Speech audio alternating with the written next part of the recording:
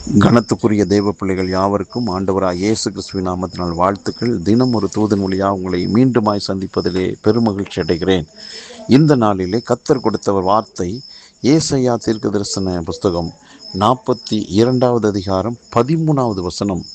கர்த்தர் பராக்கிரமசாலியை போல் புறப்பட்டு யுத்த வீரனைப் போல வைராக்கியம் மூண்டு முழங்கி கெர்ச்சித்து தம்முடைய சத்துருக்களை மேற்கொள்வார் என்று ஆண்டவரை குறித்து சொல்லப்பட்டிருக்கிறது.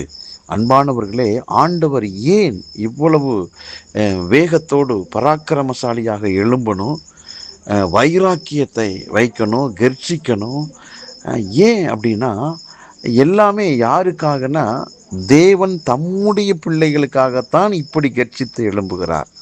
ஆம், தன்னுடைய பிள்ளைகளுக்கு எதிராக சத்துரு எழும்புகிற போது அதை பார்த்து கொண்டு வேடிக்கை பார்ப்பதற்கு ஆண்டவருக்கு மனமில்லை. அதற்கு எதிராக, அந்த பிரச்சனைக்கு எதிராக, அந்த சத்துருவுக்கு எதிராக யுத்தம் பண்ணுவதில் ஆண்டவர் முதன்மையாக இருக்கிறார். ஆண்டவர் ஒரு வலிமையுள்ள பராக்கிரமசாலியாய் எழும்புகிறார். போர் வீரனை போல தீர சினம் கொண்டு கர்த்தர் எழும்புகிறார். உரத்த குரலை எழுப்புகிறார். இவை எல்லாமே ஆண்டவர் தம்முடைய பிள்ளைகள் மேல் வைத்த அன்பின் நிமித்தமாகவே. அன்பானவர்களே, இப்படிப்பட்ட ஒரு ஆண்டவர் நமக்கு இருக்கிற போது ஏன் சத்துருவை கண்டு நாம் பயப்படணும்? நமக்கு எதிராக புறப்படக்கூடிய மனிதனை கண்டு ஏன் பயப்படணும்?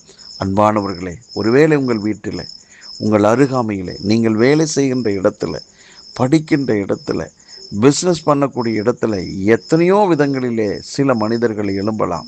போட்டிகள், பொறாமைகள் உங்கள் மேலே அவங்க வைக்கலாம். இப்படி பல்வேறு விதங்களில் எரிச்சல் அடைந்து உங்களுக்கு எதிராக செயல்பட நினைக்கலாம்.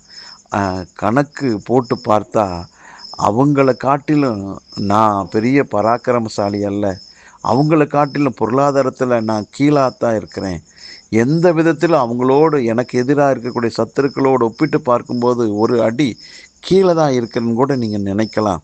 என்னை காட்டில் அவங்க வலிமை மிக்கவர்கள் என்று நினைக்கலாம், அரசியல் செல்வாக்கு இருக்குன்னு நினைக்கலாம்.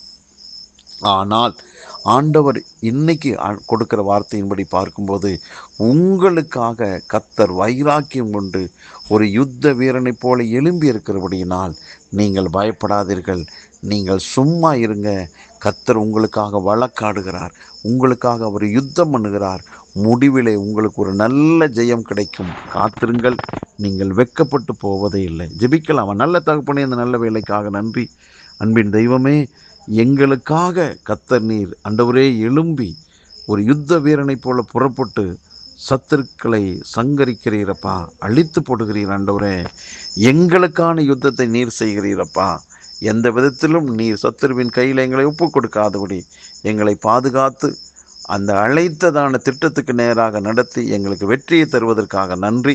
இதை கேட்டுக்கொண்டிருக்கிற எல்லாரையும் மனதார இயேசு கிறிஸ்து நாமத்தில் வாழ்த்துகிறேன், ஆசீர்வதிக்கிறேன். இயேசுவின் நாமத்தை ஜெபிக்க நல்ல பிதாவே, ஆமென்.